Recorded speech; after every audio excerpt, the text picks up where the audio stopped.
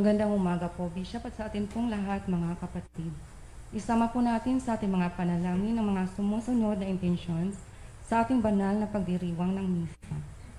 Thanksgiving and special intentions of Cancer Warriors Foundation, Sylvia Maralit, Gina Reforma, Gutierrez and Parillo family, Rolly and Sir Arcibal and family, Williams and Petro family, Frank and Bindia Lim, Manguera family, Danny and Lina Manguera and family, mga Liman and Liasos family, Villarmino family, Rodel and Mali Medinilla and family, Gilbert and Peng Malelang and daughter Gina, Roel and Gay Malelang, Rivadinera and family, Engineer and Mrs. Aven and Ninging Tan and family, Bautista and Bitinol family, and Maria Sonia is Tronco.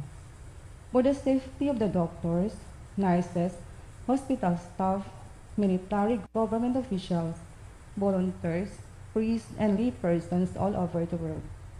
Birthday blessings for A.J. Abelio, Nij Menorca, Father Neil Sulit, Mona Makasait, Herminia Palama, Maricholina, Sister Au Alcazar, Virginia Estrella, Raymark Nabos, and Dr. Sonia Comino. For healing of Anocorita C, Rosalie Bautista, Grace Solis, Jan Ezekiel and Ivy Vecinal, Rinaldo Laylay, Villa Di Mayoga Varian, Charo Francisco, Mauro Sol, Sarah George Chief, for the eternal repose of the souls of Lorita and Luciano Gutierrez, Pedro Malabanan Jr., Brother Dindo Maralit FSC, Amado Quizana, Ray White Quizana, Ray Reinot Nachula, Francisco Labay, Sonia Santos, and Rosa Viena.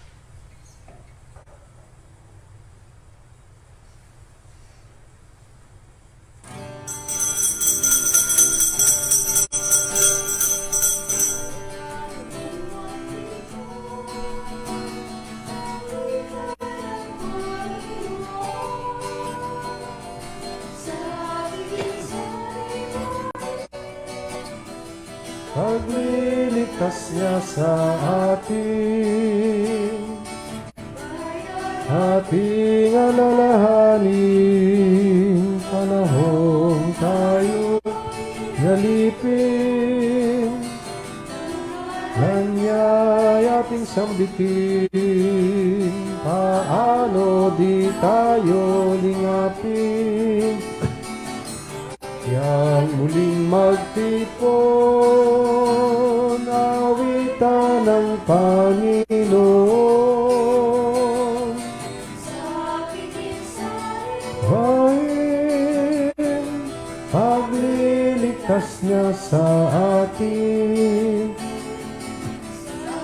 higing sariwain, liligtas niya sa atin. Sa ngalan ng Ama, ng Anak at ng Espiritu Santo, sumainyo ang kapayapaan. Mga kapatid, sa araw na ito ay ating inaalala ang isang banal na babae. Ang pangalan si Saint Jean-Francis de Chantal. Siya ay aking isang laging inaalala sapagkat siya ay banal na santong kakabit sa pangalan ni San Francisco de Sales na mahabang panahon ay patron namin sa seminaryo. Kaya nga't laging hindi ko nakakalimutan si Saint Jean-Francis de Chantal. Ang kabanalan niya ay kabanalan ng isang babae na tulad ng napakarami ay nakatutok at nakasentro kay Kristo at na nakikita sa kanyang pagmamahal lalo na sa mahihirap. At katulad nito ay patuloy tayong hinihilingan sa ating buhay na mamuhay ng katulad niya. At sa ganito ring kadahilanan, tayo ay nagsusumikap na maging banal at ang hadlang ay kasalanan. Kaya't muli, tayo lumalapit sa Diyos ng may buong kababaang loob. Umaamin sa ating mga pagkukulang at muli humihingi sa Kanya ng kapatawaran. Inaamin ko sa makapangyarihang Diyos at sa inyo, mga kapatid, na lubha akong nagkasala sa isip, sa salita at sa gawa, at sa aking pagkukulang. Kaya isinasamo ko sa mahal na Birheng Maria, sa lahat ng mga anghel at mga banal, at sa inyo, mga kapatid, na ako'y panalangin sa Panginoong ating Diyos. Kaawaan tayo ng makapangyarihang Diyos. Patawarin tayo sa ating mga kasalanan, patnubayan tayo sa buhay na walang hanggan.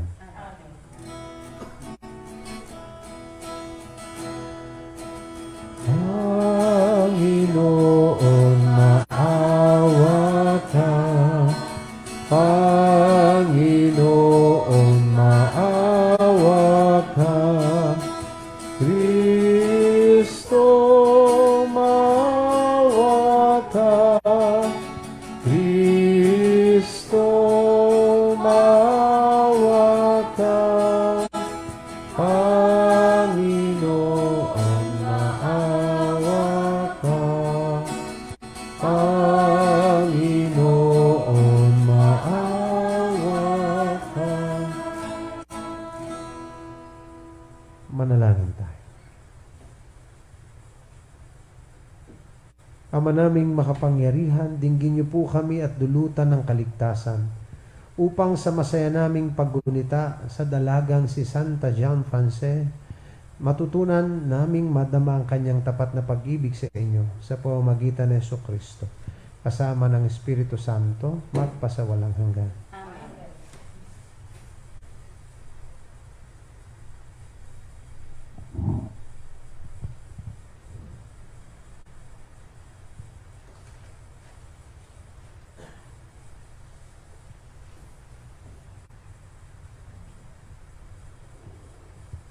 Pagbasa mula sa aklat ni Josue. Noong mga araw na iyon, sinabi ng Panginoon kay Josue, sa araw na ito'y padadakilain kita sa paningin ng buong Israel. Sa ganito, makikilala nilang ako'y sumasa iyo tulad ng ginawa ko kay Moises. Sabihin mo sa mga saserdoteng Levita na magdadala ng kaban ng tipan na magtuloy na sila sa ilog Jordan. Ngunit hihinto pagtungtong ninyo sa tubig. At tinawag ni Josue ang mga tao. Halik kayo at pakinggan ninyo ang ipinasasabi ng Panginoon, ang inyong Diyos. At sinabi niya sa mga tao, dito ninyo malalaman na sumasa inyo ang Diyos na buhay. Pagdating ninyo roon, lilipulin niya ang mga Kananeo, ang kabanang tipa ng Panginoon, ang Panginoon ng sangkalupaan, ay mauunang itatawid ng ilog Jordan.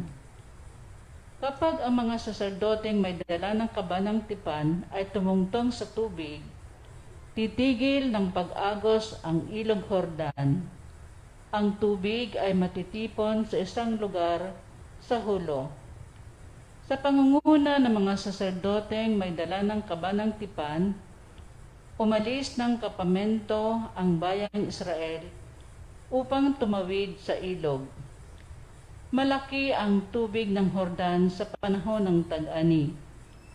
Nang sumapit sa ilog Jordan ang mga saserdoteng may dala ng kabanang tipan, tumigil ang agos sa hulo at ang tubig ay natipon sa tapat ng bayan ng Adam, lungsod na nasa tabi ng Sartan. Samantala, ang agos na pababa sa dagat na patay sa Araba ay nagpatuloy hanggang sa natuyo ang ilog at nakatawid ang buong Israel. Malapit sa Jericho ang kanilang tinawiran. Nanatili sa gitna ng natuyong ilog ang mga saserdoteng may dala ng kabanang tipan, samantalang tumatawid sa ibayo ang buong bayan, tuyo ang nilalakaran nila. Ang salita ng Diyos. Salamat sa Diyos. Alleluia. Alleluia. Ang bayang Israel sa bansang Ehipto'y doon inilabas nang ang lahing ito sa bansang dayuhan ay pawang lumikas. Magmula na noon, ang lupaing Huday naging dakong banal, at yaong Israel ginawa ng Diyos na sariling bayan. Ang dagat ng tambo, nang ito'y makita, ay tumakas na rin. Magkabilang panig ng ilog ng Hordan noon ay humimpil. Maging mga bundok, katulad ng tupa, ay pawang nanginig, pati mga burol, nanginig na parang tupang maliliit. Ano ang nangyari? At ikaw, o dagat, wala ng daluyan? Ikaw naman, Hordan, bakit ang tubig mo'y hindi na dumaloy? Kayong mga bundok, nanginginig kayong tupa ang kapara, at ang mga burol, natakot na parang maliit na tupa. Magsitayo po.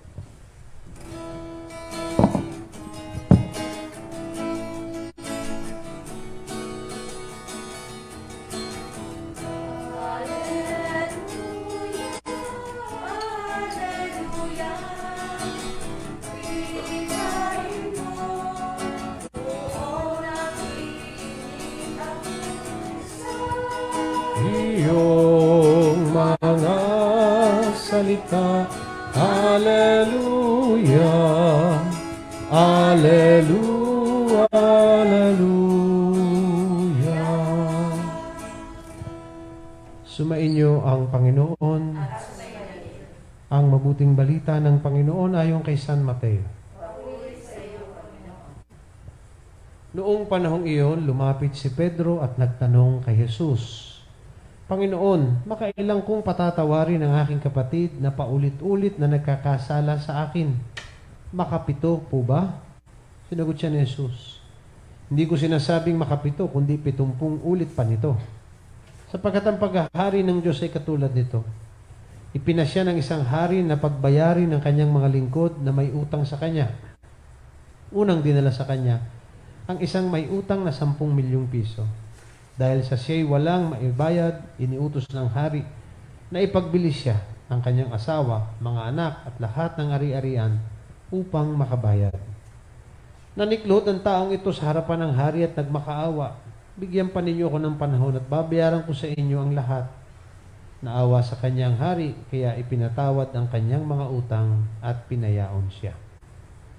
Ngunit pagkaalis niya roon ay nakatagpo niya ang isa sa kanyang kapwa-lingkod na may utang na 500 piso sa kanya. Sinunggaban niya ito at sinakal, sabay wika, magbayad ka ng utang mo. Naglumuhod iyon at nagmakaawa sa kanya. Bigyan mo pa ako ng panahon at babayaran kita. Ngunit hindi siya pumayag. Sa halip, ipinabilanggaw niya ang kanyang kapwa-lingkod hanggang sa ito ay makabayad. Nang makita ng kanyang mga kapwa-lingkod ang nangyari, sila'y labis na nagdamdam. Pumunta sila sa hari at isinumbong ang nangyari. Kaya't ipinatawag siya ng hari, ikaw, napakasama mo, sabi niya. Pinatawad kita sa utang mo sapagkat nagmakaawa ka sa akin. Nahabag ako sa iyo. Hindi ba dapat ka ring mahabag sa kapwa mo? At sa galit ng hari, siya ipinabilanggo hanggang sa mabayaran niya ang kanyang utang. Gayon din ang gagawin sa inyo ng aking amang nasa langit kung hindi ninyo patatawarin ang inyong kapatid. Pagkatapos sabihin ni Jesus sa mga bagay na ito, siya umalis sa Galilea at nagtungo sa lupain ng Judea sa kabila ng ilog Hordan. Mga kapatid, ang mabuting balita ng Panginoon.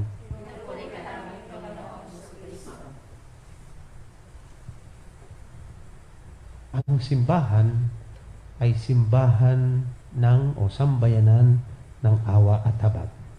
Hindi na mababago yun. Sapagkat tayo nairal bilang simbahan at tayo mananampalataya, bunga ng awa at habag ng Diyos.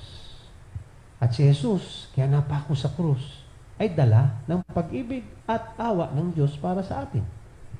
So isipin natin yun. At dahil ito ang katotohanan bilang simbahan, sadya, isa sa mga nakasentro sa katotohanan natin bilang mananampalataya at simbahan ay ang awa at habag. Kaya ang tanong dito ay napakaganda. Ilang beses ko po bang dapat patawarin ang aking kapwa? 7 beses po ba? Sagot ng Panginoon, hindi. 70 beses pa yun. 70 beses pa nung 7. Na ang ibig sabihin ay napakasimple. Palagi. Hanggat kailangan magpatawad, dapat magpatawad. At saan nakaugat ang katotohanan ito? Katotohanan bilang simbahan ng awa. Hindi lang yun. Sa katotohanan, hindi nga ba tayo lamang ay tagapagtanggap ng awa ng Diyos? Tayo'y nahingi ng awa sa Diyos. Ilang beses tayo nahingi ng awa sa Diyos? Hanggat tayo'y nagkakamali sa Diyos. So, ibig sabihin, wala ding tigil. Kaya nga, ang equivalent noon ay kung ganun tayo sa harap ng Diyos, yun din ang hinihingi sa atin ng Diyos. Hindi ka dapat manghinawa, hindi ka dapat magsawa, na pagsumikapang patawarin ang kapwang nagkakasala. Kaya nga, yung dalawa magkasama lagi. Tumatanggap pa tayo ng awa? Tumatanggap.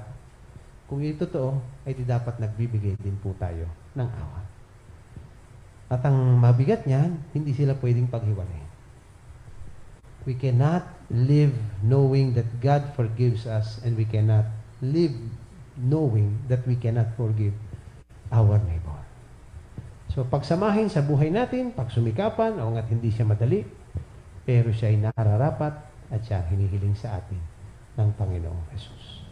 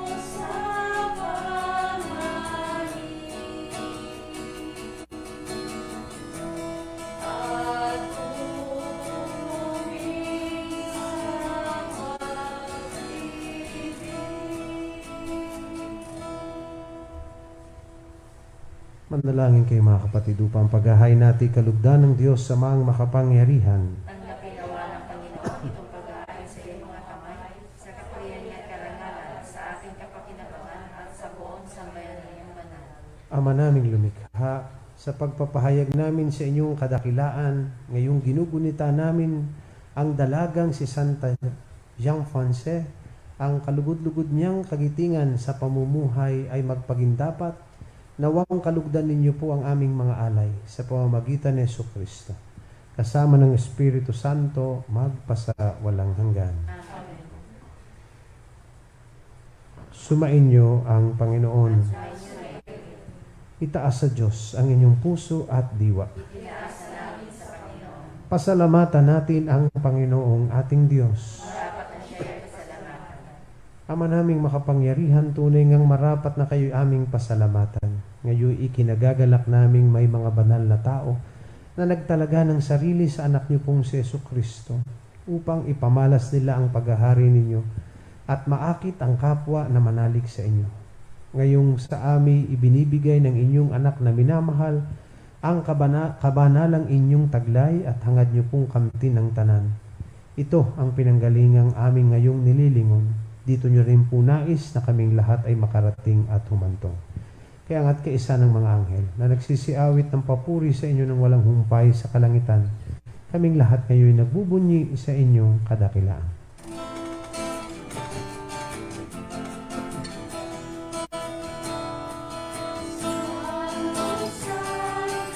Santo, Panginoong Diyos na makapangyarihan, napupuno ang langit at lupa ng kalwalhatian mo. O sana sa kaitaasan, pinagpala ang naparirito, Panginoon. O sana sa kaitaasan.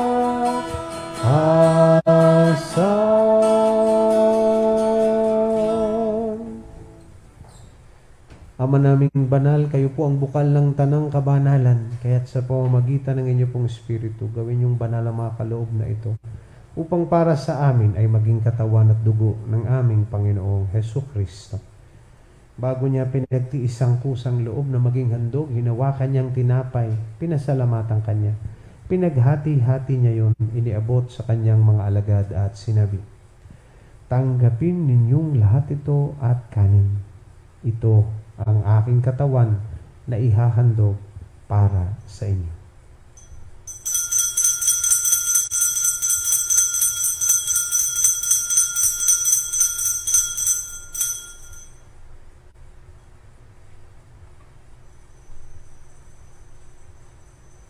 Ngayon din naman noong matapos ang hapunan, hinawakan niya ang kalis, muli kanyang pinasalamatan. Iniabot niya ang kalis sa kanyang mga alagad at sinabi, "Tanggapin ninyong lahat ito at inumin. Ito ang kalis ng aking dugo ng bago at walang hanggang tipan. Ang aking dugo na ibubuhos para sa inyo at para sa lahat sa ikapagpapatawad ng mga kasalanan. Gawin ninyo ito sa pag-alala sa akin."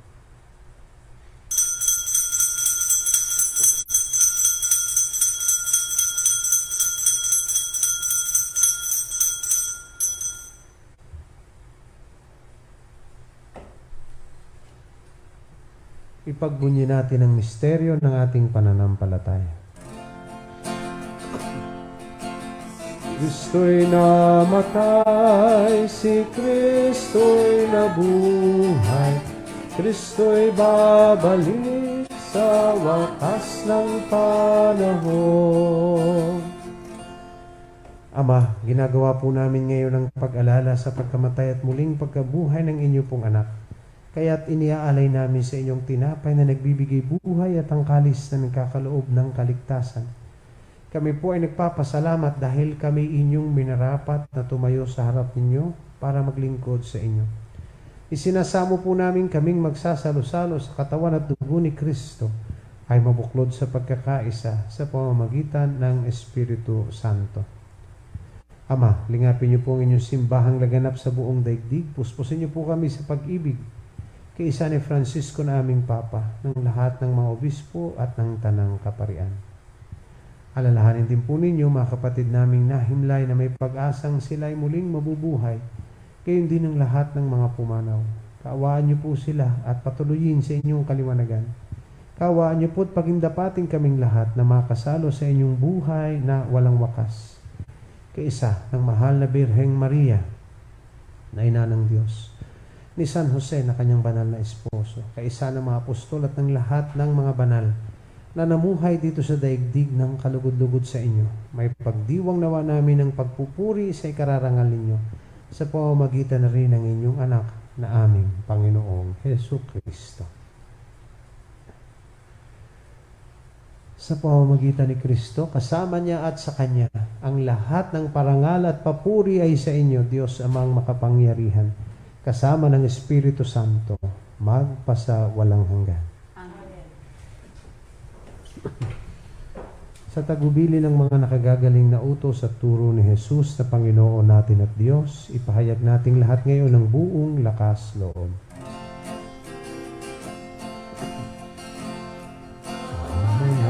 Amin. Sumasalangit ka, sambahin ang ngalan mo,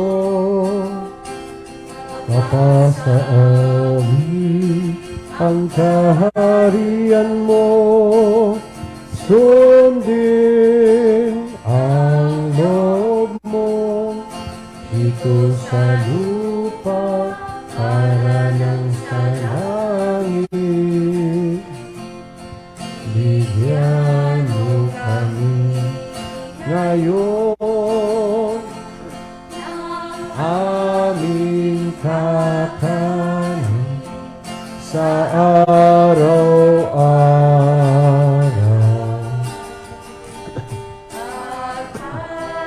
Tawarin mo kami sa aming mga sala para ng pagpapatawad namin sa nagkakasala sa amin.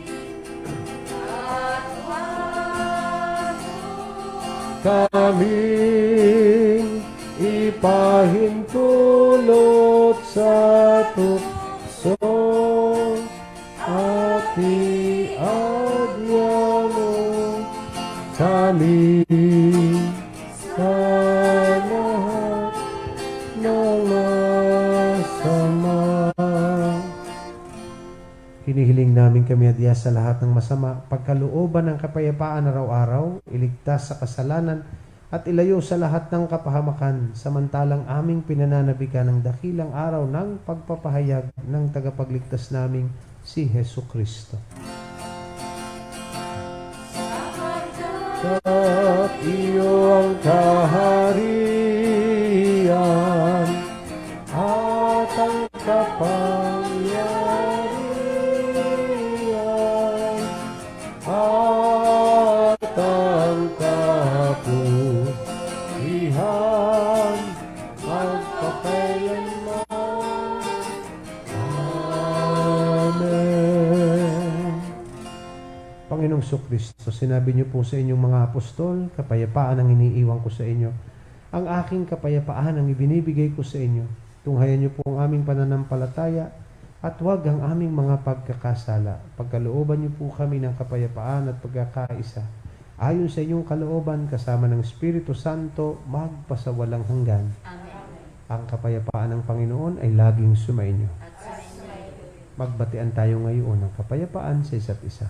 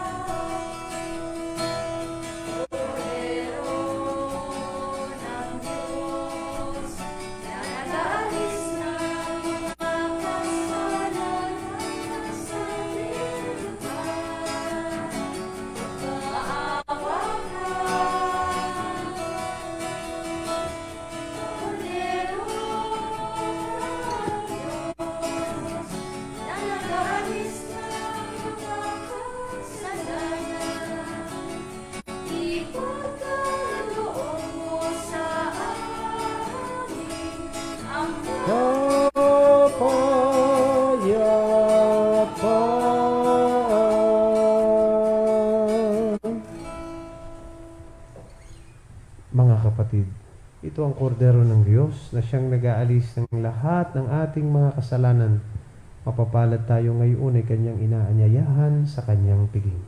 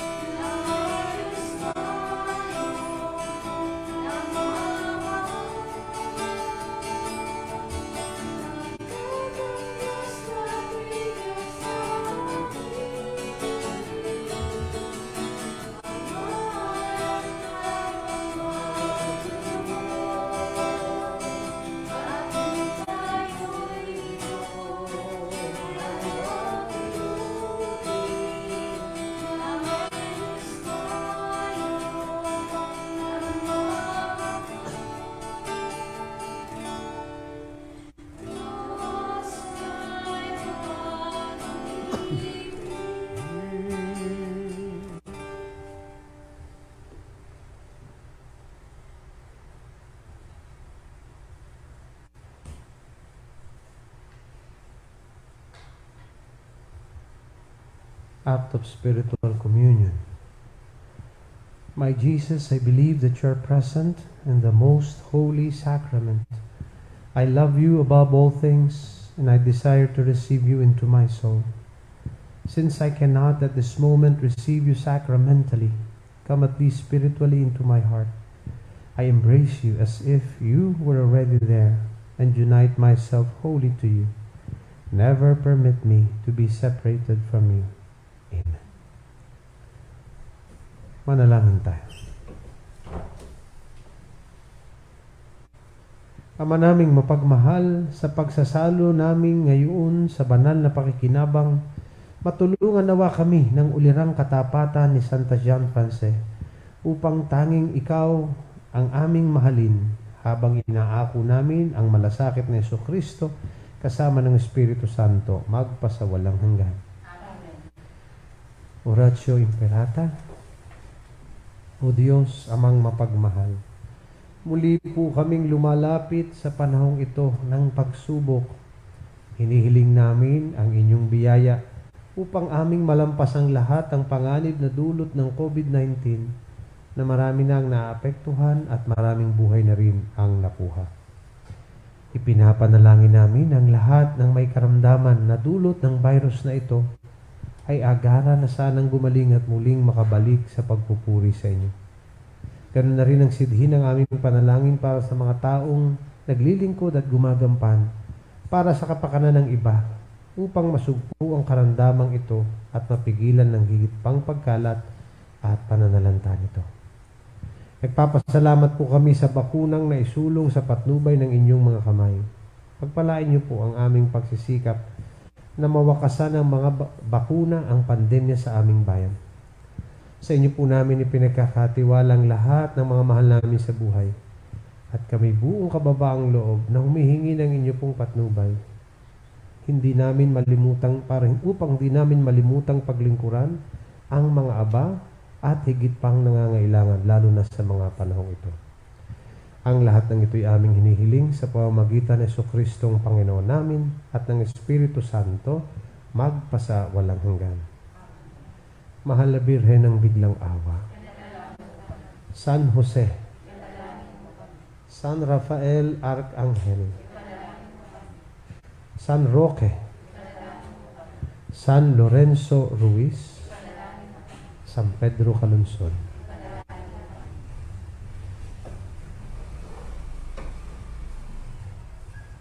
sumainyo ang Panginoon at pagpalain kayong lahat ng ating mapagmahal at mapagpatawad na Diyos, Ama, Anak at Espiritu Santo. Ang banal na misa ay naihandog na, humayo tayong laging taglay ang mga biyayang dulot ni Kristo. Salamat sa Diyos.